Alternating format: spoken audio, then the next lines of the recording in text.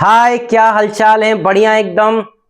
बड़ा लेक्चर लेके आया हूँ सुपर शॉर्ट आईयूपीएससी नॉमेनक्लेचर का। बहुत बेसिक से पढ़ेंगे, बहुत आगे तक पढ़ेंगे। इतना स्टार्ट करेंगे हिस्ट्री से लेकर के एक्सपर्ट, बिल्कुल benzoic acid, cyclic, non cyclic, सारे कंपाउंड बहुत अच्छे से देखेंगे। तुमने बहुत सारे नाम सुने होंगे, citric acid, glyceraldehyde, glycerol, glycol, बहुत सारे ऐसे कंपाउंड जिनके सिर्फ नाम सुने होंगे, स्ट्रक्चर के बारे में नहीं पता होगा, वो भी डिस्कस करेंगे। डीएनए की शुगर का नाम भी लिखेंगे अपन, नॉमेनक्लेचर करेंगे। ऐसे बहुत सारे कंपाउंड है जिनके नाम मैं सिखाऊंगा। वीडियो बहुत बड़ा होगा, लेकिन एक बार में पूरा नहीं देखना है। अच्छे से बैठना है एक जगह, पहले सेटअप जमाना है, थोड़ा थोड़ा लेक्चर देखना है। जहां मैं बोलूं कि इसको पहले याद कर लो, उसके बाद याद करना, फिर आगे का पढ़ना है। ठीक है, नोट्स बनाने हैं, सारे क्वेश्चन अच्छे से कवर करना है। जब भी क्वेश्चन आएगा वीडियो पॉज करना है, पहले क्वेश्चन खुद सॉल्व करके ट्राई करना, ना बने तो फिर वीडियो आगे देखना। 111 क्वेश्चन सगुन की राशि डाली है, तो 111 क्वेश्चन तुम लोग यहां पर देखोगे। ठीक है, अपन थोड़े थोड़े क्वेश्चन करते जाएंगे, पहले पूरा बेसिक से स्टार्ट करेंगे। तो चलो स्टार्ट करते हैं अपन सबसे पहले हिस्ट्री से। देखो, सबसे पहला जो ऑर्गेनिक कंपाउंड डिस्कवर किया गया था वो किया था बॉहलर ने, है ना। पहला साइंटिस्ट 1828 में आया था। एनसीईआरटी में दे रखा है ये, तो अपन थोड़ा सा देख लेते हैं। 1828 में आए थे भाई साहब, और पहला जो कंपाउंड डिस्कवर हुआ था वो था यूरिया, है ना। यूरिया कैसे बनाया गया था? तो यूरिया बनाया गया था अमोनियम साइनेट, एक इनऑर्गेनिक कंपाउंड था, उसको थोड़ा सा गर्म कर दिया लेब में, तो वो कन्वर्ट हो गया था यूरिया में, तो बन गया ऑर्गेनिक कंपाउंड। यहां पर फर्स्ट ऑर्गेनिक कंपाउंड बना था यूरिया। तो यहां पर तुम्हें यह भी ध्यान रखना है कि अगर फर्स्ट पहली बार चांद पर जो चढ़ा था उसका नाम सबको पता है, लेकिन दूसरा तीसरा नहीं पता है। एनसीईआरटी ने दूसरा तीसरा भी दिया है कि फर्स्ट यूरिया है, दूसरा एसिटिक एसिड है, तीसरा मीथेन है। तो अपने को फर्स्ट, सेकंड, थर्ड ये भी याद रखना है कि कौन से साइंटिस्ट ने डिस्कवर किया है, कब किया है। बॉहलर, कोलवे, बर्थलोट, 3 साइंटिस्ट थे जिन्होंने ये डिस्कवर किया था। फिर ऑर्गेनिक कंपाउंड के बारे में थोड़ा सा डिस्कशन चालू हुआ, तो एक पूरी ब्रांच बना दी गई यहां पर ऑर्गेनिक कंपाउंड की। ऑर्गेनिक कंपाउंड क्या होते हैं? जिनके पास होते हैं कार्बन, हाइड्रोजन और उनके derivatives. For example, carbon hydrogen है, उससे जुड़ा हुआ नाइट्रोजन, फास्फोरस, ऑक्सीजन, हेलोजन, कुछ भी हो सकता है, लेकिन ये बेसिक यूनिट कार्बन हाइड्रोजन की होनी चाहिए। तो ऑर्गेनिक कंपाउंड वो होते हैं जिनके पास कार्बन हो, हाइड्रोजन हो, तो अपन उसको ऑर्गेनिक कंपाउंड बोलते हैं। अब जितने भी ऑर्गेनिक कंपाउंड है भाई साहब, उनके लिए अलग एक ब्रांच बना दी गई है। उस ब्रांच को अपन क्या बोलते हैं? Organic chemistry. तो ये जो सब यूपीएससी अपन पढ़ रहे हैं, ये पढ़ते हैं किसके अंदर? अपन ऑर्गेनिक केमिस्ट्री के अंदर। ये एक ब्रांच बना दी गई है। तो ऑर्गेनिक केमिस्ट्री जब भी नाम आएगा तुम्हारे दिमाग में क्या आना चाहिए? ऑर्गेनिक कंपाउंड जिसमें कार्बन, हाइड्रोजन होते हैं और उनके कुछ डेरिवेटिव्स है, अदर एटम्स भी जुड़ जाते हैं। ये तो हो गई बेसिक सी चीज। हिस्ट्री में 3 अपने पास कंपाउंड मिल गए थे। ऑर्गेनिक केमिस्ट्री की स्टार्टिंग कैसे हुई? लेकिन फिर सवाल आता है कि यहाँ पर ऑर्गेनिक कंपाउंड कार्बन के ही क्यों बनाए गए हैं, या कार्बन की क्या प्रॉपर्टी होती है ऐसे जो हर जगह पर ऑर्गेनिक में कार्बन, हाइड्रोजन ही आते हैं। तो कार्बन की कुछ प्रॉपर्टी की डिस्कशन कर लेते हैं अपन। कार्बन जो होता है भाई साहब, वो बनाता है 4 बॉन्ड, है ना। उसकी जो बैलेंसी होती है, कार्बन आता है कितने नंबर पे? 6 नंबर पे। इसको जब तुम ब्रेक करते हो 2 और 4, तो इसको अपना ऑक्टेट कंप्लीट करने के लिए 4 इलेक्ट्रॉन की यहां पर शेयरिंग करनी पड़ती है। तो वो क्या करता है? शेयरिंग खुद से भी कर सकता है या दूसरों से भी कर सकता है। तो वो कुल मिला के 4 बॉन्ड बनाने की कैपेसिटी रखता है, क्योंकि उसकी शेयरिंग इलेक्ट्रॉन्स 4 है। अब यहां पर कार्बन जो है टेट्रावैलेंसी रखता है, और साथ ही साथ एक स्पेशल प्रॉपर्टी क्या होती है उसकी? कैटेनेशन। कैटेनेशन का मतलब जोड़ते जाओ, जोड़ते जाओ, जोड़ते जाओ, खुद से जुड़ता रहेगा। खुद से जुड़ेगा या किसी और से जुड़ेगा, है ना। खुद से जुड़ सकता है या अदर एलिमेंट्स भी हो सकते हैं जिनसे ये जुड़ेगा। कितने टाइम जुड़ सकता है? Infinite time. बहुत सारे कंपाउंड हैं ये जो खुद से जुड़ते जुड़ते जुड़ते जुड़ते बनाता है। इसके तुमने कुछ कुछ सुने होंगे। एलोट्रॉप सुना होगा, जैसे कि डायमंड सुना होगा कि कार्बन का ही एक एलोट्रॉप है डायमंड, अपर रूप बोलते हैं इसको हिंदी में अपन, डायमंड है। या फिर ग्रेफाइट सुना होगा, पेंसिल, वो भी कार्बन की होती है, ग्रेफाइट। और भी सुना होगा, फुलेरिन सुना होगा, या फिर और भी सुना होगा, ग्रेफिन सुना होगा। कोई मतलब के नहीं है, आईयूपीएससी से इनका कोई लेना देना नहीं है, ये सब पी ब्लॉक का पार्ट है। तो डायमंड, ग्रेफाइट, फ्लोरीन, ग्रेफिन, ये इसके कुछ कंपाउंड है जो खुद से जुड़ते जुड़ते जुड़ते जुड़ते वो बना लेता है। अदर एलिमेंट से भी जुड़ सकता है। कितने बॉन्ड बनाता है? अभी डिस्कस कर चुके हैं, 4 बॉन्ड। कार्बन से, हाइड्रोजन से बना लिए, मीथेन बोलते हैं इसको, नाम है ना। जैसे टेट्राक्लोरोइथेन होता है, टेट्राक्लोरोमीथेन है, ये यहाँ पर 4 बॉन्ड बना लिए इसने, इसमें भी देखो 4 बॉन्ड बना लिए।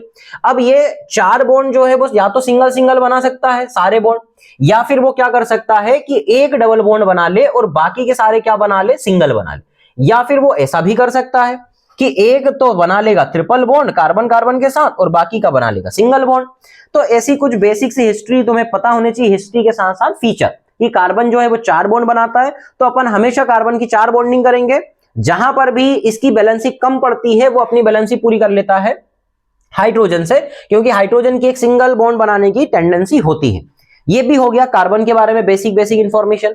फिर आगे देखते हैं अपन, है ना। यहां पर ये जो कार्बन होता है, ये कार्बन और हाइड्रोजन तो आते ही हैं ऑर्गेनिक कंपाउंड में, लेकिन इसके अलावा भी कुछ एलिमेंट से ये अटैच हो सकता है। जैसे ऑर्गेनिक कंपाउंड के अंदर nitrogen, oxygen, halogen, phosphorus, sulphur भी आते हैं।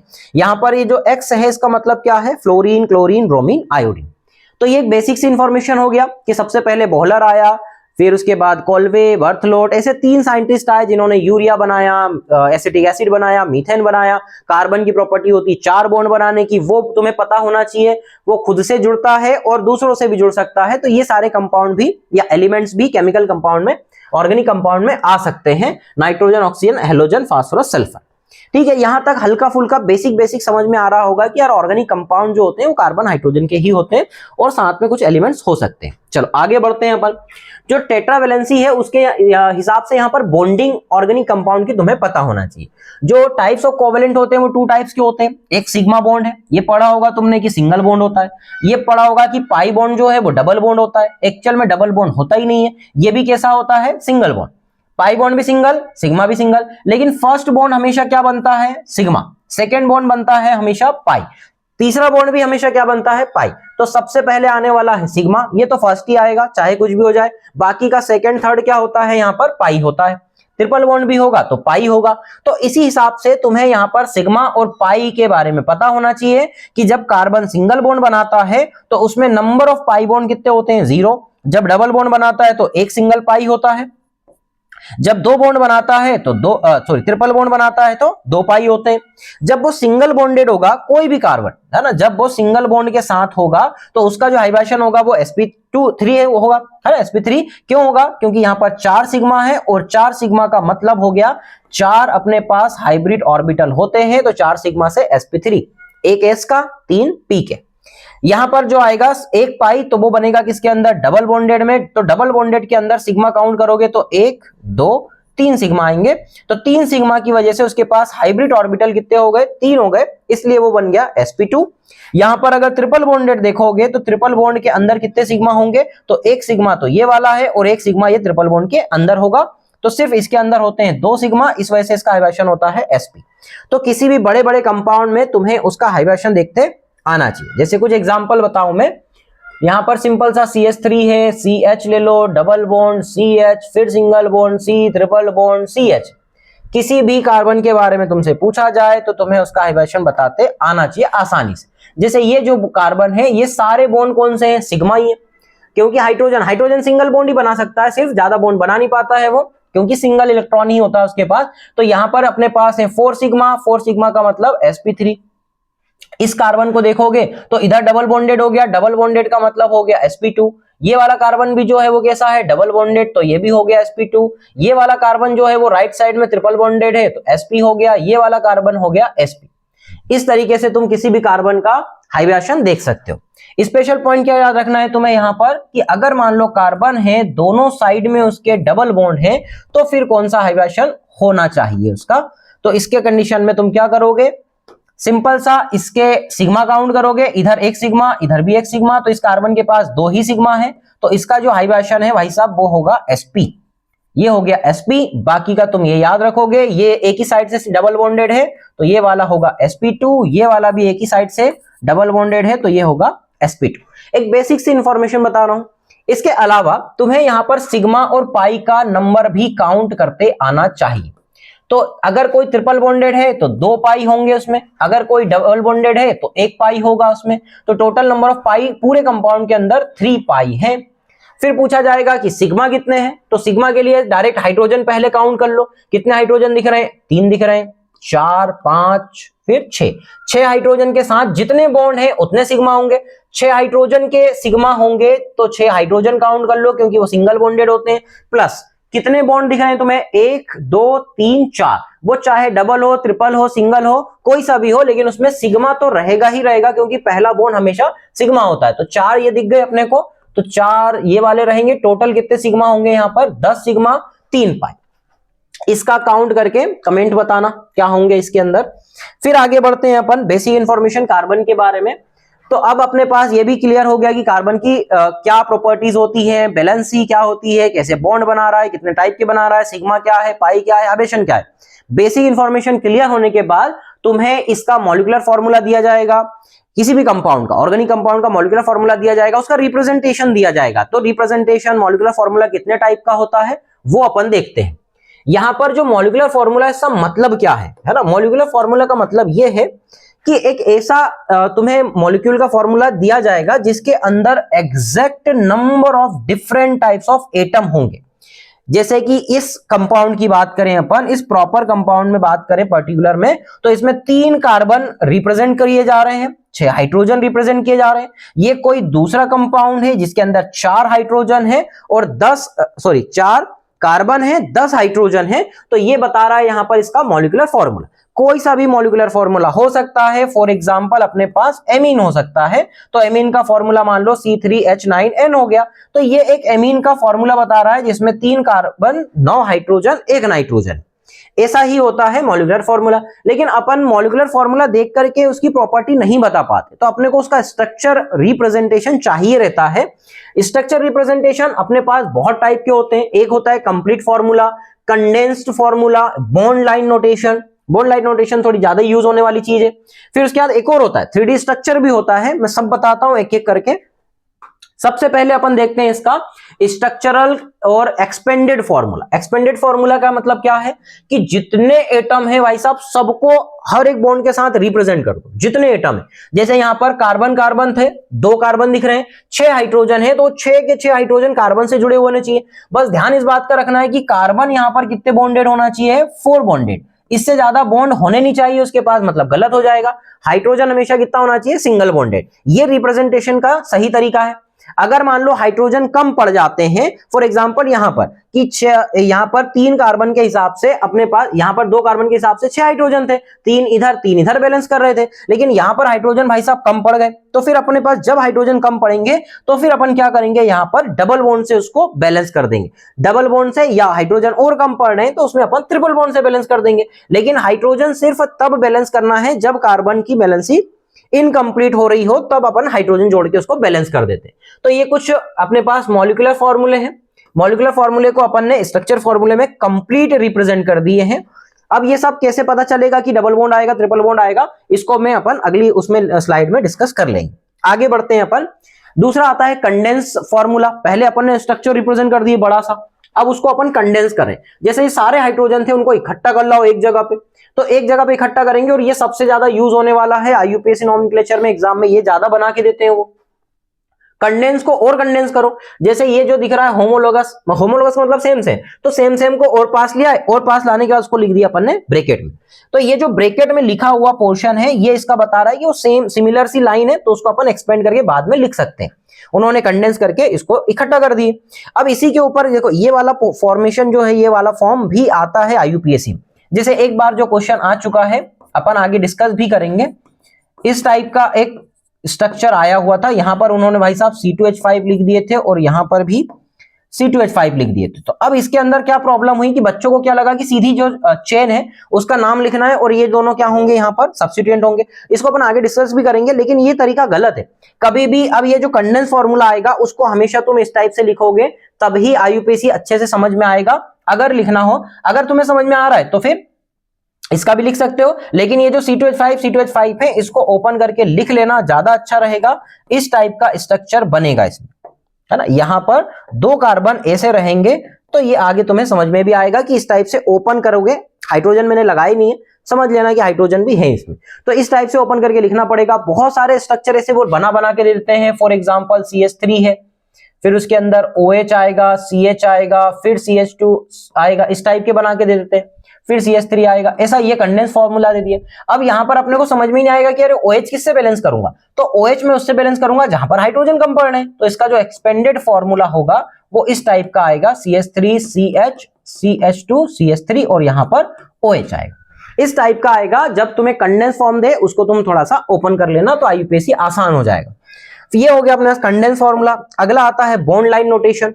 बॉन्ड लाइन नोटेशन का मतलब क्या है, यहां पर ये समझो, अपन क्या करते हैं, जो कार्बन हाइड्रोजन होते हैं या कार्बन कार्बन की बॉन्डिंग होती है, इसके अंदर अपन कार्बन हाइड्रोजन को रिप्रेजेंट नहीं करेंगे, शो नहीं करेंगे, रिप्रेजेंट तो करेंगे लेकिन शो नहीं करेंगे। जैसे यहां पर तुम्हें कोई कार्बन हाइड्रोजन नहीं दिख रहा हो, अपन हमेशा उसको एक जिगजैग लाइन से रिप्रेजेंट करेंगे, जहां से भी मुड़ता है वो सब कार्बन होता है।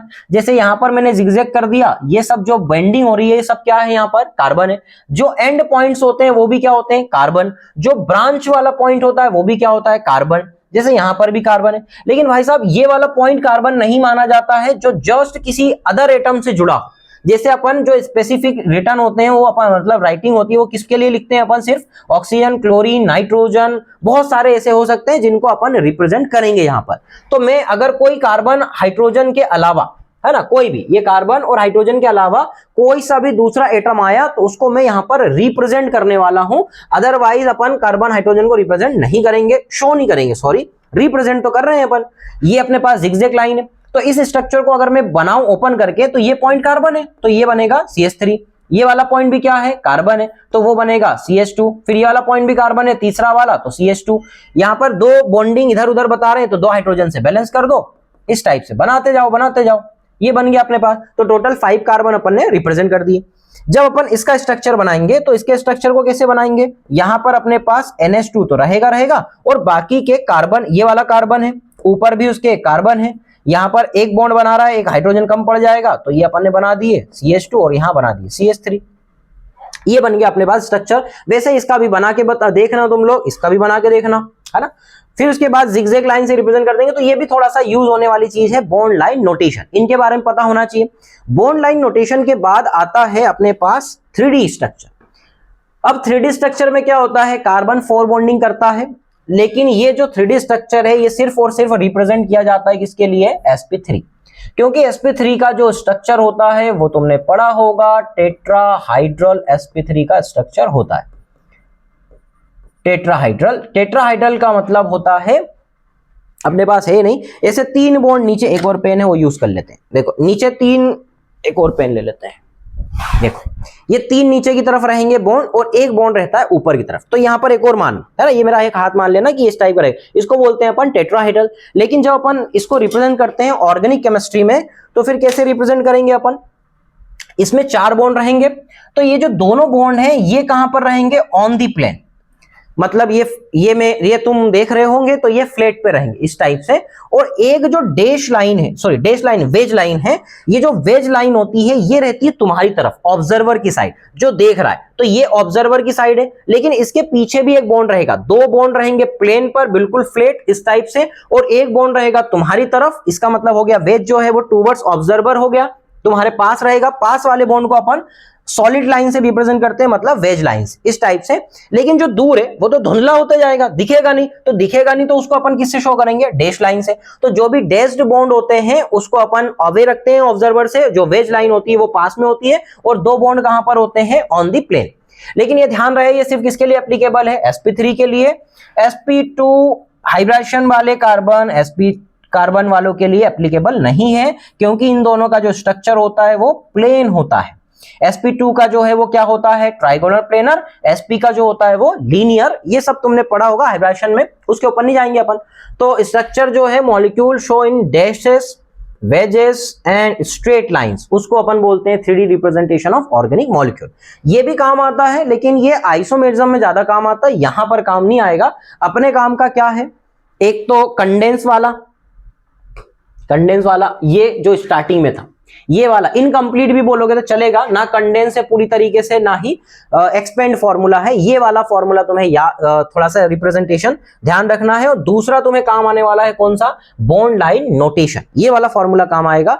तो ये चीजें हो गई, है ना। हिस्ट्री से स्टार्ट करे थे अपन ने, हिस्ट्री भी क्लियर हो गई। उसके बाद कार्बन की कुछ बेसिक प्रॉपर्टी भी समझ में आ गई, हाइब्रिडेशन भी निकालते आ जाएगा। और फिर उसके बाद आता है ये कुछ रिप्रेजेंटेशन। फिर अपन आगे बढ़ते हैं, है ना। अब आगे क्या आता है अपने पास यहाँ पर, क्लासिफिकेशन ऑफ ऑर्गेनिक कंपाउंड।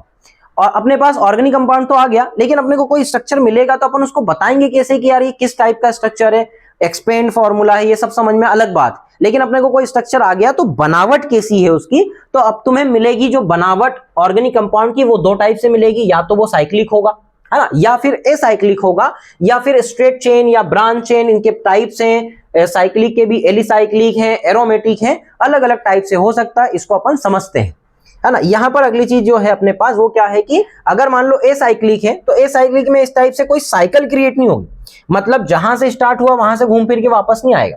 तो साइक्लिक अगर स्टार्ट नहीं होगा तो इस टाइप की या तो ब्रांच होगी, ये मतलब ये एसाइक्लिक है, या फिर ऐसा जिगजैग लाइन बना दूंगा तो ये भी ब्रांच में ही जा रहा है, इधर उधर जा रहा है, स्ट्रेट चेन जा रही है, ब्रांच जा रहा है, इसको अपन सबको एसाइक्लिक में डालना है।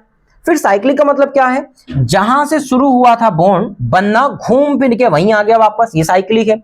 ये भी भाई साहब साइक्लिक है ना। ये भी क्या हो गया, साइक्लिक, बीच में चाहे कोई भी आए लेकिन घूम फिर के वापस वहीं के वहीं आना, मतलब क्या हो गया, साइक्लिक। वापस घूम फिर के वहीं नहीं आना, क्या हो गया, एसाइक्लिक। और डिटेल में देखना हो तो इनके टाइप्स हैं एसाइक्लिक के। अपने पास एक है स्ट्रेट चेन, जो सीधी चेन बनती जाएगी। दूसरी है ब्रांच चेन, इस टाइप से ब्रांच चेन बन जाएगी, है ना। सिंपल है ब्रांच, और इस टाइप से अपने पास सिंपल चेन रहेगी। अगर दूसरा देखोगे साइक्लिक कंपाउंड में तो उसमें भी एलिसाइक्लिक आएगा और एरोमेटिक आएगा। एलिसाइक्लिक का मतलब क्या, कोई बॉन्ड वगैरह कुछ नहीं है, बस वहीं के वहीं कार्बन की जो रिंग है वो घूमती जा रही है। लेकिन एरोमेटिक का मतलब क्या हो जाता है कि रिंग तो है लेकिन उसमें प्रॉपर कॉन्जुगेशन है, डबल सिंगल फिर डबल फिर सिंगल फिर डबल फिर सिंगल, डबल सिंगल जब घूमता रहेगा पूरा सर्कल में, उसको अपन एरोमेटिक बोलेंगे। अब ये एरोमेटिक में भी कुछ कुछ कंडीशन याद रखनी है कि ये होना चाहिए 1 3 5 ऑड नंबर के अकॉर्डिंग पाई बॉन्ड होना चाहिए, इवन नंबर नहीं होना चाहिए, मतलब उसको अपन इवन नंबर में काउंट जब करेंगे तो एंटी एरोमेटिक बोलते हैं। अभी तुम्हें याद रखना है एरोमेटिक का मतलब 1 3 5 या फिर ऑड नंबर में डबल सिंगल में घूमता रहे। एलिसाइक्लिक का मतलब कोई भी डबल बॉन्ड वगैरह है नहीं यहाँ पर, ब्रांच चेन, स्ट्रेट चेन। और डिटेल में देखना हो, एलिसाइक्लिक, एलिफेटिक या साइक्लिक कंपाउंड अपने पास दो टाइप के हो सकते हैं, है ना। ये वाला जो पोर्शन है ये एलिसाइक्लिक की बात हो रही है, तो एलिसाइक्लिक अपने पास कितने टाइप के हो सकते हैं, 2 टाइप्स के, होमोसाइक्लिक, हेट्रोसाइक्लिक। होमोसाइक्लिक हेट्रोसाइक्लिक का मतलब क्या हो गया, यहाँ पर सारे carbon carbon carbon carbon carbon carbon रहेंगे तो होमोसाइक्लिक है। लेकिन अगर मान लो इस टाइप का कार्बन कार्बन कार्बन कार्बन बीच में क्या आ गया, सल्फर आ गया, तो वो बन जाएगा हेट्रोसाइक्लिक। ऐसे और भी कंपाउंड तुम पढ़ोगे, जैसे टेट्राहाइड्रोफ्यूरेन होता है, बीच में ऑक्सीजन आ जाता है, तो कार्बन कार्बन कार्बन कार्बन बीच में आ गया ऑक्सीजन। ये वाली जो चेन है, इसको रिंग है, उसको अपन होमोसाइक्लिक बोलेंगे, इसको अपन हेट्रोसाइक्लिक। और आगे बढ़े अपन, एरोमेटिक कंपाउंड क्या हो सकता है, या तो बेंजीन से बना हुआ होगा तो बेंजीनॉइड बोलेंगे, क्योंकि बेंजीन एक प्राइम एग्जांपल माना जाता है एरोमेटिक की कैटेगरी में। नॉन बेंजीनॉइड का मतलब क्या हो गया कि ये बेंजीन से मिलता जुलता कोई स्ट्रक्चर नहीं होगा। और हेट्रोसाइक्लिक का मतलब एरोमेटिक तो है लेकिन उसके अंदर डबल डबल बॉन्ड या किसी और एटम की एंट्री हो चुकी है बीच में, इसमें सारे कार्बन कार्बन, इसमें सारे कार्बन कार्बन, तो इन दोनों को अपन एक्चुअल में ऐसा भी बोल सकते हैं कि ये दोनों क्या है, होमो है, और ये वाला क्या है, हेट्रोसाइक्लिक है। तो हेट्रोसाइक्लिक एरोमेटिक में बीच में कोई एटम आ गया। और एग्जांपल हो सकते हैं इसके इस टाइप के, जैसे मान लो ये ऑक्सीजन है, इसके लोन पेयर भी इंक्लूड हो जाते हैं, ये डबल आ गया, इस टाइप का भी हो सकता है, ये एंटी एरोमेटिक हो गया, सॉरी। दूसरा कोई सा एग्जांपल लेते हैं अपन जिसमें ऑक्सीजन की एंट्री हो, इस टाइप की है, लॉन पेयर आ जाएंगे इसके, और ये डबल फिर उसके बाद डबल, लॉन पेयर इंक्लूड नहीं हो रहे, सब वो डबल डबल डबल बॉन्ड ही घूम रहे हैं, लेकिन वो आएगा किसमें, हेट्रोसाइक्लिक की कैटेगरी में। बीच में कोई अदर एटम आया हेट्रोसाइक्लिक की कैटेगरी में, बेंजीनॉइड आया, तो ये जो इतना स्ट्रक्चर दिख रहा है ये बेंजीन से ऑरिजिनेट हुआ है और बाकी का एक्स्ट्रा जुड़ा हुआ है। नॉन बेंजीनॉइड में यहां पर बेंजीन जैसा कोई स्ट्रक्चर नहीं रहेगा। तो एरोमेटिक कंपाउंड पहले क्या होते हैं, ये अभी मैंने बताया भी है कि 1 3 5 और नंबर के अकॉर्डिंग पाई बॉन्ड्स रहेंगे, और साथ ही साथ होना क्या चाहिए, साइक्लिक कॉन्जुगेशन।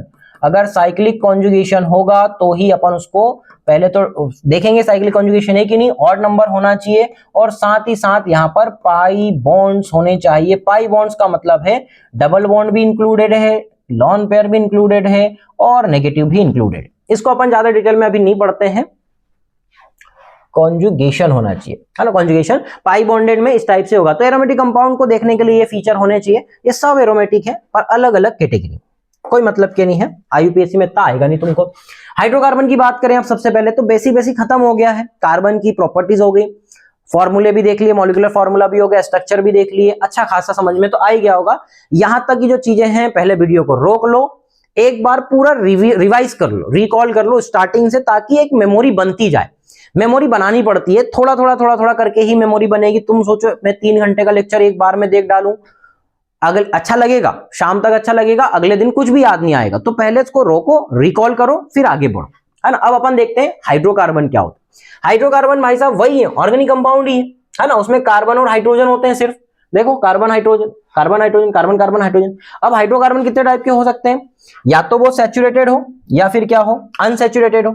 सैचुरेटेड होगा तो क्या होगा यहां पर कि उसमें आगे देखें डिटेल में, सैचुरेटेड होगा तो इसका मतलब क्या हुआ कि कार्बन एटम के पास ना कोई पोटेंशियल नहीं है, no potential to form more bonds, उससे ज्यादा बॉन्ड्स वो बना नहीं सकता, ना अपने बॉन्ड को चेंज कर सकता है, मॉडिफाई कर सकता है, ना ही नए बॉन्ड बना सकता है। जितने बन गए सब खत्म हो चुके हैं उसकी बॉन्डिंग, तो ये सब सैचुरेट हो चुका है। लेकिन अनसैचुरेटेड का मतलब क्या होता है, ऐसा कंपाउंड जिसमें कार्बन डबल बॉन्डेड या ट्रिपल बॉन्ड हो और उसके पास पोटेंशियल हो नए बॉन्ड्स बनाने के, मॉडिफाई करने के या उसको चेंज करने के।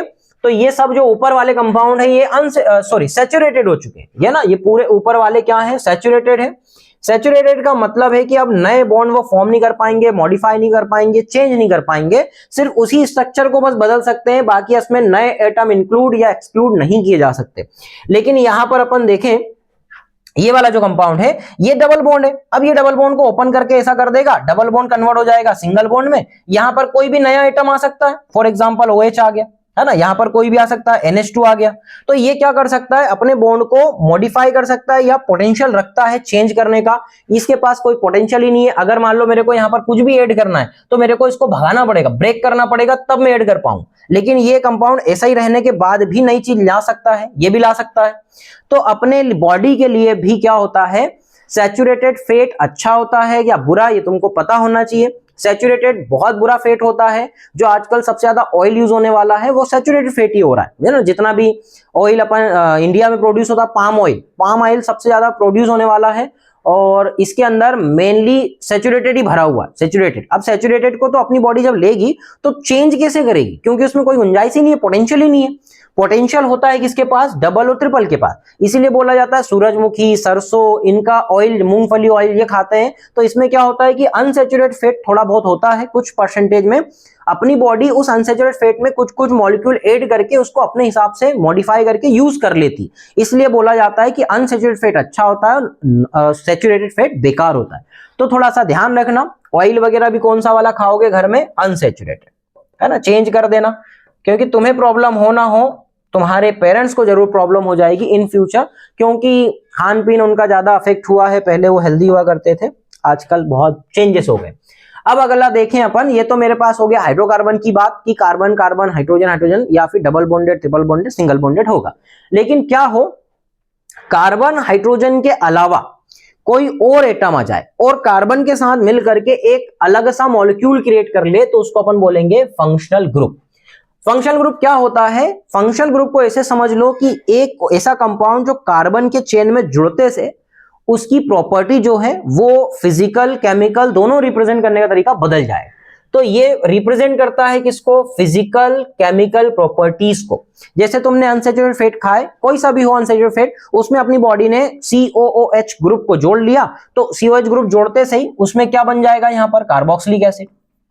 तो ये पूरा जो मॉलिक्यूल है वो बदल करके कार्बोक्सिलिक एसिड हो गया, है ना। तो बॉडी को अगर मान लो किसी कार्बोक्सिलिक एसिड की नीड हो रही है तो वो बना लेगा, है ना। कार्बोक्सिलिक एसिड में बहुत सारे हैं, जैसे पायरुविक एसिड है, या अनसैचुरेटेड खाओगे ना तो ये एनर्जी फॉर्म में कन्वर्ट हो जाएगा, तो पायरुविक एसिड बना लेगा। क्रेब्स साइकिल के बहुत सारे कार्बोक्सिलिक एसिड बना लेगा। तो ये जो पीछे वाली चेन है ये क्या है, एक्चुअल में हाइड्रोकार्बन की चेन, और ये एक फंक्शनल ग्रुप है जो उसकी फिजिकल केमिकल प्रॉपर्टी को रिप्रेजेंट कर रहा है। अब यहां पर क्या होता है, एक वर्ड है होमोलोगस डिफर।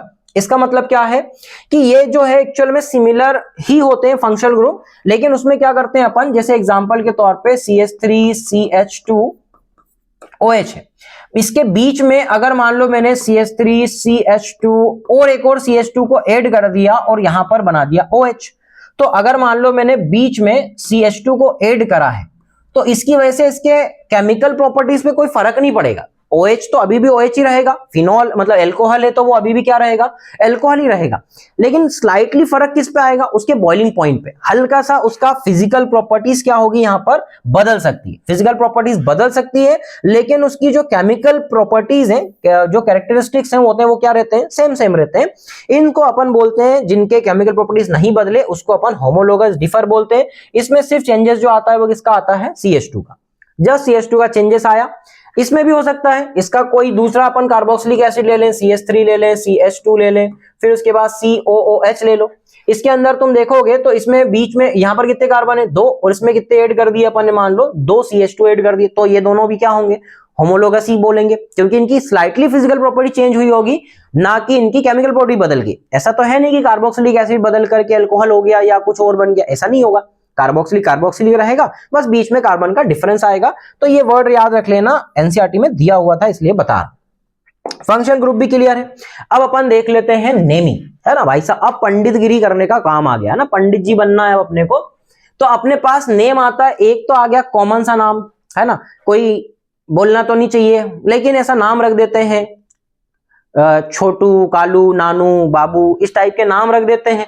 तो ये एक्चुअल में कॉमन नाम माने जाते हैं, और ये कॉमन नाम जो है उनकी ओरिजिन को रिप्रेजेंट करता है, सर्टेन प्रॉपर्टी जो ओरिजिन के बेसिस पे है। ओरिजिन के बेसिस का मतलब क्या हो गया, जैसे कि कहीं से अपने को मान लो बांग्लादेश का कोई व्यक्ति मिला तो अपन ने उसको बांग्लादेशी बोल दिए, लेकिन उसका पर्टिकुलर नाम तो अलग होगा, है ना। तो ये जो जैसे कि सिट्रिक एसिड होता है वो सिट्रस फ्रूट से आता है, तो अपन ने उसको सिट्रिक एसिड नाम दे दिए। जैसे रेड एंड्स से आने वाला जो एसिड है उसका नाम फॉर्मिक एसिड हो जाता है। तो ऐसे कुछ कॉमन नाम हो जाते हैं जो दे दिए जाते हैं, लेकिन यार सबको तो पता नहीं है ना। अब बांग्लादेशी वाला खुद को तो बांग्लादेशी नहीं बोलेगा हर जगह पे, या फिर कहीं और जाएगा, किसी को नहीं पता होता, कॉमन नाम नहीं पता होता है, लेकिन इसीलिए अपन को यहां पर जरूरत पड़ती है किसकी, IUPAC नोमेनक्लेचर की। जो IUPAC इंटरनेशनल सब जगह हर एक जगह सेम नाम से जाने जाएं उनको अपन IUPAC बोल देते हैं। कॉमन नाम जो होते हैं वो उनकी ओरिजिन को रिप्रेजेंट करते हैं। ये कुछ एग्जांपल है, जैसे एसिटिक एसिड।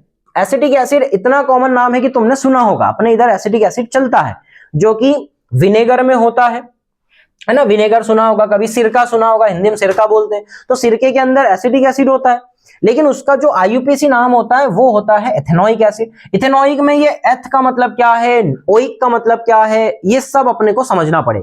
एसिड के नाम से समझ में आ रहा है कि वो एसिड तो होगा, लेकिन एसिटिक एसिड इथेनोइक एसिड कैसे बना इसको अपने को सीखना पड़ेगा, किसके अंदर, IUPAC। तो अब अपने पास मेन चीज जो चालू होने वाली है वो चालू होने वाली है IUPAC। अब फुल फॉर्म क्या है, ये बहुत बड़े पंडित जी हैं इंटरनेशनल लेवल के, international union for of pure and applied chemistry. Pure होना चाहिए, ऐसा नहीं है कि इम्प्योर केमिस्ट्री है, समझ ही नहीं आ रहा, बहुत सारी चीजें मिक्स हो गई हैं। प्योर होना चाहिए और अप्लाइड कर सकते हैं अपन, ऐसी होना चाहिए अप्लाइड केमिस्ट्री। कहीं पर भी तुम अप्लाई कर दो, किसी भी ऑर्गेनिक कंपाउंड को तुम देखो, उसका नाम लिख दो, तुम आराम से देख करके पहचान लो कि कौन कौन से फंक्शनल ग्रुप है, इसका नाम क्या होगा। तो ये IUPAC अपने को अब यहां पर समझना। इसको समझने के लिए अपन दो चीजें फॉलो करेंगे। IUPAC ने क्या क्या, मैं मेरे हिसाब से बताऊंगा कि क्या क्या तुम्हें ध्यान रखना है। अपन पहले आइडेंटिफाई करना सीखेंगे, आइडेंटिफिकेशन सीखेंगे कि किसी भी ऑर्गेनिक कंपाउंड को तुम आइडेंटिफाई कैसे करोगे, उसके लिए कुछ चीजें याद होनी चाहिए, ये पहली कंडीशन है। फिर उसके बाद तुम राइटिंग देखोगे उसकी कि रिटन रूल्स क्या होते हैं, तो रिटन रूल्स को अपन अलग पढ़ेंगे और आइडेंटिफिकेशन रूल्स को अपन अलग पढ़ेंगे, है ना। आइडेंटिफिकेशन रूल्स अलग होते हैं, रिटन रूल्स अलग होते हैं, दोनों चीज है। पहले आइडेंटिफाई करोगे, फिर उसके बाद अपन नोमेनक्लेचर लिखेंगे, रिटन रूल्स। तो नोमेनक्लेचर के सिंपल से दो रूल्स हैं, अपन समझते हैं इसमें पहले अच्छे से। अब किसी भी IUPAC नाम के पहले रिटर्न रूल आ गए हैं तो अपन रिटर्न रूल देख लेते हैं, फिर आइडेंटिफाई करना भी मैं बताऊंगा। ये रिटर्न रूल्स है।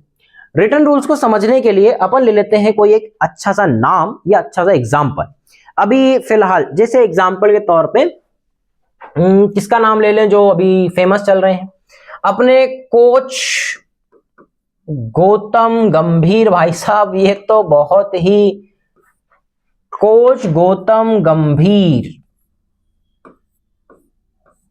साहब, साहब लगा देते हैं यार,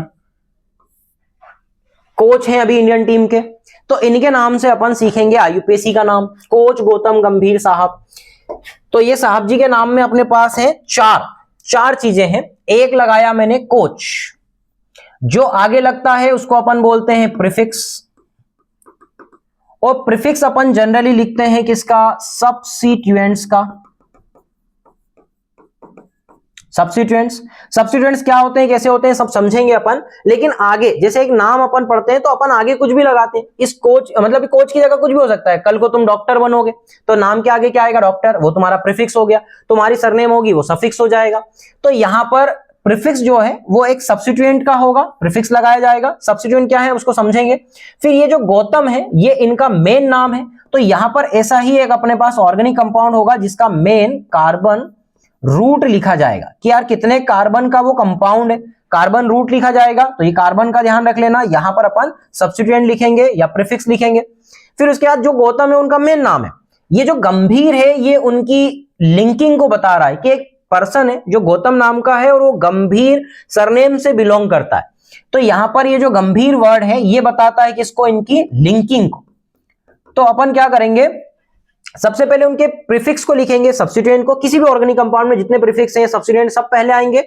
फिर उनका मेन नाम आएगा कि कितने कार्बन है। फिर गंभीर का मतलब क्या हो गया, लिंकिंग आपको बताया जा रहा है कि लिंकिंग क्या है। और उसके बाद ये जो साहब वर्ड है यार ये बहुत ज्यादा स्पेसिफिक होता है। तो यहां पर ये जो स्पेसिफिक चीज होती है वो एक्चुअल में फंक्शनल ग्रुप के लिए लगाया जाता है कि यहां पर क्या फंक्शनल ग्रुप यूज किया जाएगा। तो अपन क्या करेंगे, और फंक्शनल ग्रुप पीछे ही लगाए जाएंगे। इसका जो फंक्शनल ग्रुप का यूज किया जाएगा वो यूज किया जाएगा सफिक्स। तो अपन एक शॉर्ट ट्रिक बना लेते हैं कि यार लिखते टाइम हमेशा प्रीफिक्स पहले, कोच का नाम पहले आया मतलब प्रीफिक्स सब्स्टिट्यूएंट का आएगा। फिर उसके बाद मेन नाम आएगा जिसको अपन बोलेंगे कार्बन। फिर उसके बाद एक लिंकिंग बताई जाएगी कि यार इसमें लिंकिंग किस टाइप की है, तो अपने पास आ जाएगा लिंकिंग। फिर अपने पास आ जाएगा सफिक्स, तो सफिक्स का अपन शॉर्ट फॉर्म एस लिख लेते हैं। तो अपने पास जब भी नाम लिखना होगा, किसी का भी नामकरण करना है, prefix carbon linking suffix, prefix carbon linking suffix, इस टाइप से अपन याद रख लेंगे। पीसीएलएस सिंपल सा रूल फॉलो करना है लिखते टाइम। अब और भी चीजों का ध्यान रखना है ना, और भी चीजें क्या है मैं बताता हूं। यहां पर वापस आए अपन, तो प्रीफिक्स पहले लिखा जाएगा, वर्ड रूट लिखा जाएगा, सफिक्स, और फिर उसमें प्राइमरी सेकेंडरी क्या है, तो ये प्राइमरी का मतलब तुम याद रखो लिंकिंग है, और सफिक्स जो सेकेंडरी है वो एक्चुअल में क्या है, फंक्शनल ग्रुप है। कौन सा होगा फंक्शनल ग्रुप ये सब सीखेंगे अपन। प्रीफिक्स भी और भी होते हैं प्राइमरी सेकेंडरी, जैसे कि एक्चुअल में साइक्लो होता है, बाईसाइक्लो होता है, ये अभी काम नहीं आएगा तुम्हें। तो तुम तो याद रखो कि प्रीफिक्स पहले लगाया जाएगा और यहां पर सारे के सारे सब्स्टिट्यूएंट्स लिखे जाएंगे, सब्स्टिट्यूएंट्स लिखे जाएंगे। वर्ड रूट का मतलब क्या है यहां पर, कार्बन, तो यहां कार्बन आएगा। हो गई शॉर्ट ट्रिक अपनी, पहले आएगा प्रीफिक्स, फिर आएगा कार्बन, फिर आएगी लिंकिंग, फिर आएगा सफिक्स। इस टाइप से याद रखो। लिंकिंग का मतलब भी सफिक्स है, लेकिन उसको लिंकिंग को अपन अलग से लिखेंगे। अब यहां पर क्या चीजें, पहले तो ये क्लियर हो गया कि यहां पर क्या करना है, तुम्हें फॉलो करना है PCLS, prefix carbon linking suffix. अब इसके बारे में पहले देख लेते हैं कि यार कार्बन वर्ड रूट है तो उसका नाम कैसे लिखेंगे। मान लो एक कार्बन है, दो कार्बन है, तीन कार्बन है, चार कार्बन है, तो तुम उसको लिखोगे कैसे। तो यहां पर अपने पास चीजें हैं, कोस साहब को हटा देते हैं। एक कार्बन हुआ तो क्या बोलेंगे, मेथ, ये याद करना पड़ेगा है ना। ये तुम्हें साइन नहीं बनाया मैंने यहां पर, ये तुम्हें याद करना, याद करने वाली चीजें हैं। एक कार्बन हुआ मेथ, दो कार्बन हुआ eth, prop, but, pent, hex, hept, oct, non, dec, undec, dodec, ये कोई काम नहीं आएगा इतना, 8, 9, 10 तक ही काम आता है। तो meth, eth, prop, but, pent, hex, hept, oct, non और डेक, ऐसे तुम याद रख लेना। स्पीड में बोल बोल के फट से आना चाहिए, कितने कार्बन दिखे वैसे फट से नाम बताते आना चाहिए। ये पूरा रट्टा मारना है ना, ये तुम्हारा काम है। अब मेरा काम नहीं है ये समझाने का, मतलब समझा तो दिया है, याद तुम्हें करना है। अब यहां पर लिंकिंग की बात कर लेते हैं अपन, है ना। पहले तो अपने पास देखो क्या हो गया, यहां पर ये अपन ने बात कर लिया कि यार मेन कार्बन होंगे तो अपन कैसे नाम देंगे, मेथ, एथ, प्रोप, ब्यूट। बात करें अपन ये लिंकिंग की, तो लिंकिंग क्या है यहां पर अपने पास, अगर सिंगल बॉन्डेड हुआ तो अपन क्या बोलेंगे, एन, है ना। अगर सैचुरेटेड है और सिंगल बॉन्डेड है तो एन बोलेंगे। अगर अनसैचुरेटेड है विथ वन डबल बॉन्ड तो फिर लिंकिंग क्या बताएंगे, इन बताएंगे। तो डबल बॉन्ड के लिए इन हो गया। अगर मान लो ट्रिपल बॉन्ड है तो ट्रिपल बॉन्ड के लिए बोलेंगे अपन आइन। अगर डबल ट्रिपल दोनों है तो फिर अपने को दोनों बताना पड़ेगा, इन भी बताना पड़ेगा, आइन भी बताना पड़ेगा, मतलब उसमें डबल बॉन्ड भी है और फिर उसके बाद कहीं पर ट्रिपल बॉन्ड भी। तो सिंगल बॉन्ड के लिए एन, डबल बॉन्ड के लिए इन, ट्रिपल बॉन्ड के लिए आइन, डबल ट्रिपल दोनों है तो इन और आइन दोनों लिखना पड़ेगा। तो एल्केन का मतलब हो गया सिंगल बॉन्डेड, एल्कीन का मतलब हो गया डबल बॉन्डेड, एल्काइन का मतलब हो गया ट्रिपल बॉन्डेड, और एल्किनाइन का मतलब एल्किनाइन का मतलब हो गया डबल भी है ट्रिपल भी, दोनों हो गए। तो ये भी तुम्हारा काम है याद करने का, पहले कार्बन सारे लिस्टेड कर लो कि उनका नाम क्या होगा, वो याद करना है। डबल ट्रिपल के लिए क्या लगाएंगे वो भी रट्टा मार लो। आगे देखते हैं अपन, यहां पर अपन लिखेंगे कैसा नाम, ये मैं पहले ही बता चुका हूं, PCLS ही फॉलो करना है अपने को। अब यहां पर देखो कितने कार्बन है, 1 2 3 4 कार्बन है, तो 4 कार्बन, वर्ड रूट का मतलब 4 का मतलब क्या हो गया ब्यूट, सिंगल बॉन्डेड है तो क्या बोल दिए N, ये नाम हो गया ब्यूटेन। यहां पर देखो अब कितने कार्बन है, 3 कार्बन है, और इसका 3 कार्बन का वर्ड रूट क्या था अपने पास, प्रोप, तो इसका नाम हो गया प्रोप, डबल बॉन्ड की वजह से लगा दिए इन, प्रोपीन हो गया। अगर ये देखोगे तो 3 कार्बन है, 3 कार्बन में एक ट्रिपल बॉन्ड है, 3 कार्बन के लिए प्रोप, उसका वर्ड रूट हो गया, कार्बन हो गए, और यहां पर आइन लगा दिए। तो ऐसे तुम नॉर्मल नाम की बात कर लेते हैं अपन, ब्यूटेन, प्रोपीन, प्रोपाइन, ये सिंपल से नाम हो गए। यहां पर बहुत ज्यादा लॉजिक नहीं लगा रहे हैं अपन, वर्ड रूट, प्राइमरी सफिक्स और ब्यूट और एन, इसका नाम हो गया ब्यूटेन, प्रोपेन, प्रोपीन, प्रोपाइन, ये तो हो गए सिंपल से नाम। फिर अपन देखें कि यहां पर प्राइमरी प्रीफिक्स क्या है। जैसे प्राइमरी प्रीफिक्स अभी मैंने बताया था साइक्लो, अगर मान लो कि कंपाउंड सीधा चेन फॉर्म में था, अभी थोड़ी देर पहले अपन ने देखे चेन फॉर्म में है, इस टाइप से कार्बन है, तो 4 कार्बन को अपन ब्यूट बोल देंगे, सिंगल बॉन्डेड है तो एन बोल देंगे। लेकिन अगर मान लो यही 4 कार्बन या 5 कार्बन होंगे तो 5 कार्बन को अपन पेंटेन बोल देंगे, इस टाइप से मैंने बोल दिया पेंटेन। लेकिन ये स्ट्रेट चेन की बजाय अगर मान लो किस फॉर्म में आ जाए, रिंग फॉर्म, तो फिर मेरे को क्या करना पड़ेगा, मेरे को पेंटेन तो अभी भी बोलना ही है, लेकिन पेंटेन के आगे क्या बताना पड़ेगा, साइक्लो। इसका मतलब क्या हुआ कि जब स्ट्रेट चेन है भाई साहब, तो स्ट्रेट चेन को अपन नॉर्मल लिखते हैं पेंटेन के फॉर्म में, लेकिन वही स्ट्रेट चेन की बजाय वो रिंग फॉर्म में चला गया, तो आगे बस एक छोटा सा वर्ड लगा देना साइक्लो, तो इसका नाम हो जाएगा। वैसे ही वर्ड रूट तो लिखे ही थे अपन ने, प्राइमरी सफिक्स का मतलब वही डबल ट्रिपल सिंगल बॉन्ड है, वही लगा दिए, और बस आगे जस्ट क्या लगा देना, प्राइमरी प्रीफिक्स लगा देना, तो इसका नाम हो जाएगा पेंटेन से बदल करके इस टाइप से हुआ तो साइक्लोपेंटेन। आगे देखें अपन, तो हाइड्रोकार्बन अब कितनी कैटेगरी में बांट देते हैं अपन। हाइड्रोकार्बन का जब नाम आएगा तो इसका मतलब दिमाग में क्या आना चाहिए, carbon hydrogen, carbon hydrogen.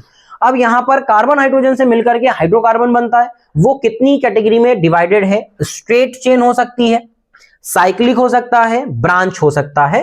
Straight chain इस टाइप से हो सकती है, साइक्लिक हो सकता है तो इस टाइप का हो सकता है, ब्रांच चेन हो सकती है तो इस टाइप का बना दें अपन, इस टाइप की ब्रांच चेन हो सकती है। तो कुछ भी पॉसिबिलिटी है हाइड्रोकार्बन की, स्ट्रेट चेन, साइक्लिक या ब्रांच, समझे अपन आगे। तो यहां पर स्ट्रेट चेन की बात करेंगे, तो अगर मान लो स्ट्रेट चेन अपने पास CH4 C2 ऐसे है, तो methane, ethane, propane, butane, pentane, hexane, heptane, octane, nonane, decane, undecane, dodecane, जैसे अभी मैंने थोड़ी देर पहले कार्बन बताए, वो सारे कार्बन एक सीधी मोतियों की माला में पिरोए हुए हैं, स्ट्रेट हैं, तो अपन उसको normal N N N N N बोलते जाएंगे। ऐसे हो सकता है। अगर मान लो ऐसा साइक्लिक या ब्रांच होगा, तो साइक्लिक का नाम अपन अभी बताया था मैंने, ये 4 कार्बन है तो क्या बोलेंगे अपन, ब्यूटेन तो बोल ही रहे थे, लेकिन आगे क्या लगाना पड़ेगा, साइक्लो। 5 कार्बन है, पेंटेन तो अपन बोल ही रहे, लेकिन आगे क्या लगाना पड़ेगा, साइक्लो। लेकिन सवाल यह आता है कि अगर ब्रांच हुई तो फिर क्या करेंगे। यहां पर अब IUPAC के रूल अलग होंगे, धीरे धीरे सीख रहे हैं अपन, बहुत बेसिक से सीख रहे हैं। प्रीफिक्स, कार्बन, लिंकिंग, सफिक्स, ये मैंने बेसिक सा रूट बताया, लेकिन फिर अपन ने एक एक कार्बन का नाम देखे, मेथेन, एंड्रोन, propane, butane, linking single bonded होगी तो एन, इन, आइन लगाएंगे। लेकिन अगर मान लो वहीं पर स्ट्रेट चेन की बजाय वो क्या हो जाए, रिंग फॉर्म में मिलेगी, अगर रिंग फॉर्म में 4 कार्बन है तो क्या बोलेंगे अपन, ब्यूटेन, लेकिन रिंग फॉर्म में होगा तो साइक्लोब्यूटेन। ये इस टाइप से कुछ नाम है। अब अपन आगे देखते हैं, अगर ब्रांच है ना, स्मॉल कोई भी चेन है कार्बन एटम्स की, और एक से ज्यादा कार्बन एटम अटैच है पेरेंट चेन से, इस टाइप से, तो इसको अपन ब्रांच में डालते हैं। अब इस ब्रांच का मैं करूंगा क्या, इसका नोमेनक्लेचर कैसे करूंगा, यही अपने को सीखना है। जैसे कि मान लो ब्रांच आई कहीं पर, पहले ही सीख लेते हैं अपन, ये जो इस टाइप से दिख रही है, ये दिख रही है ब्रांच, इसका देखो यहां पर नाम, जब ये ब्रांच बनती है तो एक बॉन्ड ओपन होकर उसमें जुड़ता है, इस ओपन बॉन्डिंग को ही अपने को यहां पर पढ़ना है। जैसे सिंपल सा एल्किल ग्रुप बोलेंगे अपन उसको, कैसे एल्किल ग्रुप बोलेंगे, जैसे मान लो एल्केन का जो फॉर्मूला होता है वो CnH2n होता है, इसको समझने के लिए और देखें अपन एक स्लाइड लेकर के, अपने पास जो अभी मैंने बताया था CH4 है, फिर C2H6 था, ऐसे तुमने देखा होगा, तो उसके कॉम्बिनेशन जैसे C3 और H आ जाएगा अपने पास, 8 आ जाएगा।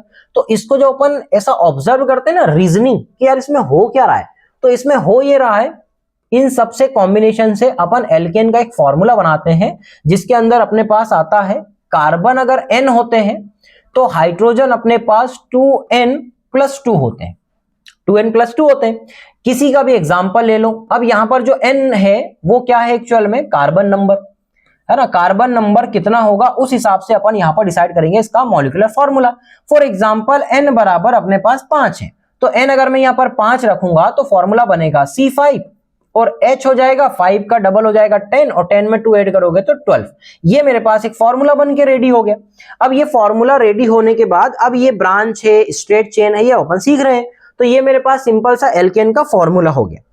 ये एल्केन का फॉर्मूला हो जाता है CnH2n+2। लेकिन जब ये एल्केन किसी से जुड़ता है ना, फॉर एग्जांपल अगर मान लो मेरे पास यहां पर सिंपल सा CH4 है। अब ये जो CH4 किसी से जुड़ने जाएगा तो वो ब्रांच के अंदर एज अ CH4 तो जुड़ेगा नहीं, उसको जोड़ने के लिए मेरे को क्या करना पड़ेगा, एक कार्बन कम, हाइड्रोजन कम करना पड़ेगा। तो मेरा जो CH4 है वो यहां पर बन जाता है CH3।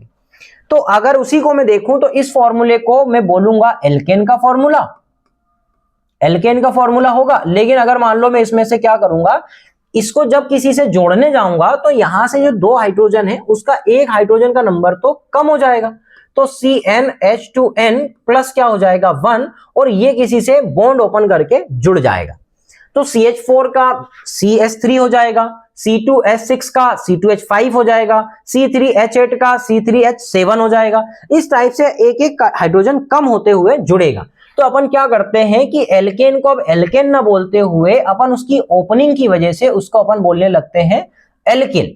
तो ये हमेशा याद रखना कि मिथाइल, इथाइल, प्रोपाइल जब बोले जाएंगे तो वो रहेगा तो सेम चीज वही का वही, लेकिन उसमें एक हाइड्रोजन कम हो जाएगा। एल्केन एल्किल बन जाएगा। जैसे एल्केन है यहां पर वापस से वही लिखा हो गया है, एल्क प्लस YL लगा दिए। अगर मान लो एल्कीन हुआ तो एल्कीन के पीछे भी YL लगा देंगे, एल्किनिल बोलेंगे। एल्काइन हुआ तो उसमें से भी एक अपन हाइड्रोजन कम कर देंगे, एल्काइनिल हो जाएगा उसका नाम। तो अपन एल्कीन के एल्केन के लिए तो एल्किल लगाएंगे और इसके लिए लगाएंगे अपन एल्कीनिल। एल्कीन तो बोल ही रहे थे, एल्कीनिल लगा देंगे। और एल्काइन के लिए लगा देंगे अपन एल्काइनिल। इस टाइप से ई हटा करके एल्काइनिल लगा देंगे। तो ये फॉर्मूले होता है एल्केन का, ये फॉर्मूला होता है एल्कीन का, ये वाला फॉर्मूला होता है एल्काइन का। तो ये भी बेसिक सा याद रखना, मॉलिक्यूलर फॉर्मूला है, इस टाइप से अपन इनके यूज करेंगे। अब यहां पर बात आती है मैं एल्क एल्क एल्क एल्क क्यों बोल रहा हूं, बार बार एल्क वर्ड आ रहा है। तो एल्क का मतलब तुम याद रखो कार्बन, है ना। अगर मान लो एक कार्बन हुआ तो मेथ बोलेंगे तो मिथाइल हो जाएगा, 2 कार्बन हुए तो मेथ बोलेंगे मिथाइल हो जाएगा, है ना। जैसे एग्जांपल के तौर पे अगर मान लो एक बॉन्डिंग से ओपन है तो इसका नाम हो जाएगा मिथाइल। 2 कार्बन से अगर 2 कार्बन है C2H5 करना पड़ेगा C2H6 से, इसको बोलेंगे अपन इथाइल। ऐसे अलग अलग अलग अलग नाम अपन यूज कर सकते हैं। तो मैं इसे इसी के कुछ एग्जांपल यहां पर तुम्हें बताता हूं। जैसे एग्जांपल के तौर पे एक हुआ तो मिथाइल, इथाइल, फिर 3 हुए तो प्रोपाइल। एक एक हाइड्रोजन अपन ने रिड्यूस करें यहां पर, ब्यूटाइल, पेंटाइल, ऐसा हो सकता है। तो अपन इसमें YL लगाते हैं, substituent for N in corresponding alkane. जो भी एल्केन होगा, मीथेन होगा तो मिथाइल, N हटा के लगा दी। ये कुछ और एग्जांपल है। जैसे अपन आइसो भी यूज कर सकते हैं। आइसो अपन यूज तब करते हैं, ये भी अपन समझ लेते हैं एक स्लाइड लेकर के। देखो, एक कोई स्ट्रेट चेन है अपने पास, ये स्ट्रेट चेन है। तो स्ट्रेट चेन को अपन ना हमेशा N लगा के रिप्रेजेंट करते हैं। जैसे यहां पर कितने कार्बन है, 4 है, तो अपन इसको बोलेंगे N ब्यूटेन। अरे यार कुछ तो भी लिखा रहा है, N ब्यूटेन इसको अपन बोलेंगे। लेकिन अगर मान लो इसी 4 कार्बन को इस टाइप से रिप्रेजेंट किया जाए, जिसकी अपन कार्बन की सेकेंड पोजीशन पर कोई एक मिथाइल ग्रुप पकड़ में आ जाए अपने को कि यार बिल्कुल स्ट्रेट चेन थी, ये एक ने थोड़ा सा ब्रांच बना दिया यहां पर, तो अब इसके लिए अपन वर्ड यूज करेंगे क्या, आइसो। तो आइसो और नाम वही रहेगा, नाम नहीं बदलेगा, बस ये आइसो वर्ड बता रहा है कि यार ब्रांच ही थी, सॉरी स्ट्रेट चेन ही थी, लेकिन उसमें एक ब्रांच बन गई मिथाइल ग्रुप की। तो मिथाइल का मतलब यहां पर ब्रांच है और वो भी कौन से नंबर पे है, सेकेंड नंबर। जब किसी भी स्ट्रेट चेन की सेकंड नंबर पे मिथाइल मिलेगा तो आइसो बोलेंगे। स्ट्रेट चेन का नाम अपन N से रिप्रेजेंट करते हैं। लेकिन अगर मान लो अब मैं हाइड्रोजन बैलेंस नहीं कर रहा हूं, अगर मान लो ऐसा कुछ स्ट्रेट चेन है लेकिन उसके सेकेंड पोजीशन पे क्या हो, 2 मिथाइल आ जाए, है ना, ऐसे 2 मिथाइल आ जाए, तो ये इस टाइप की जो अगर मेरे पास जो स्ट्रेट चेन मिलेगी उसकी सेकेंड नंबर पे अगर 2 मिथाइल आएंगे तो फिर अपन वर्ड यूज करेंगे नियो, नियो ब्यूटेन। सॉरी, कितने कार्बन थे, 3 2 5 और 2 7। तो अब ये ब्यूटेन नहीं बचा है भाई साहब, इसमें कार्बन बदल गए हैं, तो अपन इसको बोलेंगे हेप्टेन, 7 कार्बन की वजह से। तो एन का मतलब क्या हुआ, स्ट्रेट चेन। आइसो का मतलब क्या हुआ, 1 मिथाइल सेकेंड पोजीशन पे। नियो का मतलब क्या हुआ, 2 मिथाइल सेकेंड पोजीशन पे। नंबरिंग करोगे ना 1 2 3 4 5, तो तुम्हें आराम से दिख जाएगा कि यार सेकेंड नंबर पे यहां पर मिथाइल 2 है, 2 मिथाइल हुए तो नियो। तो ये थोड़ा सा बेसिक सा याद रख लेना, एन आइसो और neo, n iso neo 3 word है, लेकिन इनको तुम हमेशा यूज नहीं कर सकते। इसको तभी यूज करना है एन को या आइसो को, नियो को, जब यहां पर 1 मिथाइल 2 मिथाइल या फिर स्ट्रेट चेन होगी और मिनिमम कार्बन भी होना चाहिए जो ब्रांच बनाए। नहीं तो तुम कल को बोलने लग जाओ कि यार सर यहां पर 3 अपने पास कार्बन है, तो क्या मैं इसको एन प्रोपेन बोल सकता हूं? नहीं बोल सकते, एन प्रोपेन। रीजन क्या है, क्योंकि ये जो है ना वो स्ट्रेट चेन बन तो रही है, ये ब्रांच बना नहीं सकती ना। अब अपन किसी ऐसे इंसान को तो बोल नहीं सकते कुछ भी जो टैलेंट है ही नहीं उसमें बनाने का, और उसको मैं टैलेंटेड बोल नहीं सकता। इसमें वो टैलेंट नहीं है आगे जाने का, एन से आइसो और नियो बनाने का टैलेंट नहीं है इसमें, तो ये स्ट्रेट ही रहने वाला है हमेशा। तो इसके आगे अपन एन यूज नहीं करेंगे। एन यूज तब करेंगे जब कोई स्ट्रेट चेन कन्वर्ट हो जाए किसके अंदर, ब्रांच के अंदर। ये ब्रांच के अंदर बन सकती, तो मैं इसको बोलूंगा एन ब्यूटेन और इसको बोलूंगा अपन आइसोब्यूटेन, ऐसा अपन यूज करेंगे, है ना, आइसोब्यूटेन इसमें यूज करेंगे। सिंपल है। तो अपन को एन आइसोनियो का यूज तभी करना है जब इसके पास टैलेंट हो कन्वर्ट होने का, ब्रांच बनाने का। किसी के पास है ही नहीं तो फिर क्या मतलब। आगे बढ़े अपन, आगे है अपने पास इंपॉर्टेंट एल्किल ग्रुप है, जैसे एग्जांपल के तौर पे इस टाइप का आ गया, तो इसको अपन सेकेंडरी ब्यूटाइल बोलेंगे क्योंकि बॉन्ड की ओपनिंग सेकेंड नंबर पे हुई है। इसमें अगर इस टाइप का आ गया तो इसको अपन बोलेंगे, यहाँ पर 4 कार्बन है तो ब्यूटाइल तो बोलते हैं, लेकिन इसको अपन टर्शरी ब्यूटाइल बोलेंगे क्योंकि यहाँ पर जो कार्बन है वो 3 डिग्री कार्बन है। ये क्या है, कार्बन की डिग्री अभी बताऊंगा मैं। इस कार्बन की जो डिग्री है वो कितने डिग्री की है, 2 डिग्री, तो अपन इसको सेकेंडरी ब्यूटाइल, इसको बोलेंगे टर्शरी ब्यूटाइल। ये कुछ कॉमन नाम है, और जो पीछे वाले रह गए वो भी देख लेते हैं अपन। जैसे ये है आइसोब्यूटाइल है, आइसो वर्ड क्यों यूज कर रहे हैं अपन, क्योंकि यहाँ पर नंबरिंग करोगे तो इसके सेकंड नंबर पे क्या मिल रहा है, 1 मिथाइल 1 2 3, आगे नंबरिंग जाएगी और सेकंड नंबर पे 1 मिथाइल, तो आइसोब्यूटाइल। इसमें भी तुम देखो 1 2 और आगे नंबरिंग जाएगी तो ये सेकंड नंबर पे मिथाइल मिल रहा है, तो आइसो अपन ने वर्ड यूज कर लिए। इस टाइप को देखोगे तो 1 2 3 आगे वर्डिंग जा रही, तो इसमें अपन यूज करेंगे नियो, 2 मिथाइल दिख रहे हैं अपने को। इस टाइप से यूज कर सकते हैं। सिंगल मिथाइल के लिए आइसो, स्ट्रेट चेन होती तो अपन एन वर्ड यूज करते, तो अपने पास एन हो गया, आइसो हो गया और नियो हो गया, 3 हो गए। और आगे के तो मैंने बताई दिए, तो डिस्कस कर लिए हैं सेकेंडरी टर्शरी। अब उसी को समझते हैं अपन कि 2 डिग्री 3 डिग्री वो क्यों बोला है secondary tertiary. Degree of carbon में अपन समझते हैं। डिग्री ऑफ कार्बन का मतलब क्या है, सिंपल ऐसा समझो, एक कार्बन जितने कार्बन से जुड़ा हुआ है उसको अपन उसकी डिग्री बोलते हैं। जैसे एग्जांपल के तौर पे मैंने एक हाथ किसी और का पकड़ रखा है, तो मेरे साइड में सिर्फ एक ही पर्सन से मैं हैंड शेक कर रहा हूं, तो इसका मतलब मेरी जो डिग्री है वो 1 है। अगर मान लो इधर भी मैं किसी से हाथ पकड़ रखा हूं, इधर भी हाथ पकड़ रखा हूं, तो ये जो मेरी है डिग्री कितनी हो गई, 2 डिग्री। वैसे कार्बन 4 बॉन्डिंग करता है, अगर एक कार्बन से जुड़ा हुआ है तो 1 डिग्री, 2 कार्बन से अटैच है तो 2 डिग्री, 3 कार्बन से अटैच है तो 3 डिग्री, 4 कार्बन से अटैच है तो 4 डिग्री। इसको अपन डिग्री, या फिर अपन डिग्री ऑफ हाइड्रोजन भी बोलेंगे। अब अगर मान लो 1 डिग्री कार्बन है तो उसके पास के सारे hydrogen 1 degree hydrogen, 2 degree carbon है तो उसके पास के हाइड्रोजन सारे 2 डिग्री हाइड्रोजन, 3 डिग्री हाइड्रोजन है तो उसके पास के सारे हाइड्रोजन 3 डिग्री। अब यहां पर इंपॉर्टेंट बात यह है कि क्वार्डनरी जो कार्बन होता है वो कभी भी 4 डिग्री हाइड्रोजन नहीं रखता है। क्यों नहीं रखता होगा, क्योंकि उसके पास खाली बॉन्डिंग बची नहीं है, उसने चारों के चारों कार्बन से बॉन्ड बना लिए, तो हाइड्रोजन बेचारा जुड़ेगा कहां। एक एग्जांपल से समझते हैं अपन, है ना। ये अपने पास मान लो कि कोई कंपाउंड है, इसके अंदर मान लो यहां CH3 है, यहां पर CH3 है, यहां पर CH3, CH2 मान लो, यहां पर CH3 है, यहां पर हाइड्रोजन बना देते हैं, यहां पर CH3 है। इस टाइप का कोई कंपाउंड है। तो अगर अब तुम पहले डिग्री समझो इसकी कि डिग्री कैसे निकालोगे।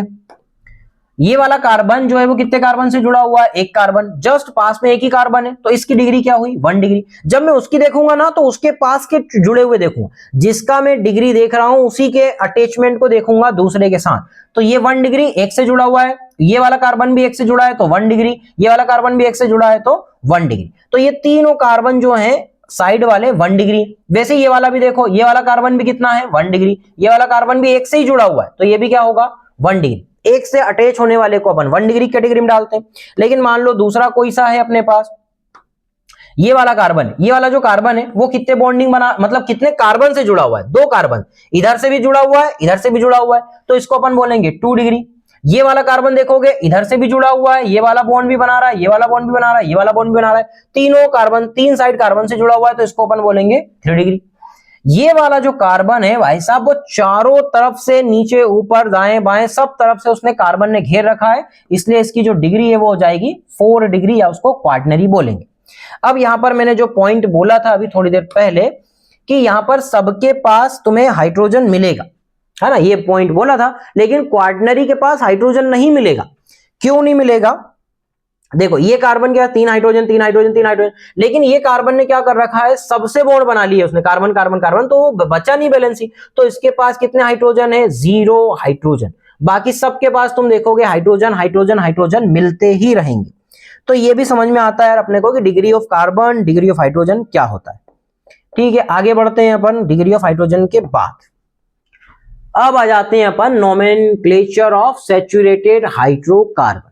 ठीक है, तो यहां तक थोड़ा सा मैं वीडियो रोक देता हूं, इसके आगे फिर से जोड़ूंगा बना करके, तब तक इतना वीडियो देखो, यहीं पर रोक करके पूरा बेसिक समझो, हिस्ट्री से लेकर के कार्बन की प्रॉपर्टीज और जितने भी बेसिक रूल्स बताए हैं आईयूपीएसी पंडित जी ने जो बताए हैं उसके बारे में, और रिटर्न क्या है। अभी आइडेंटिफाई अपन ने सीखे नहीं है, अपन ने सिर्फ राइटिंग सीखे हैं कि लिखना कैसे, प्रीफिक्स लिखना है, कार्बन लिखना है, लिंकिंग लिखना है, सफिक्स लिखना है। यहां तक चीजें क्लियर हो, वीडियो रोको, आराम से पहले पढ़ो, नोट्स बनाओ, सारी चीजों मैंने बोली है वो याद करो।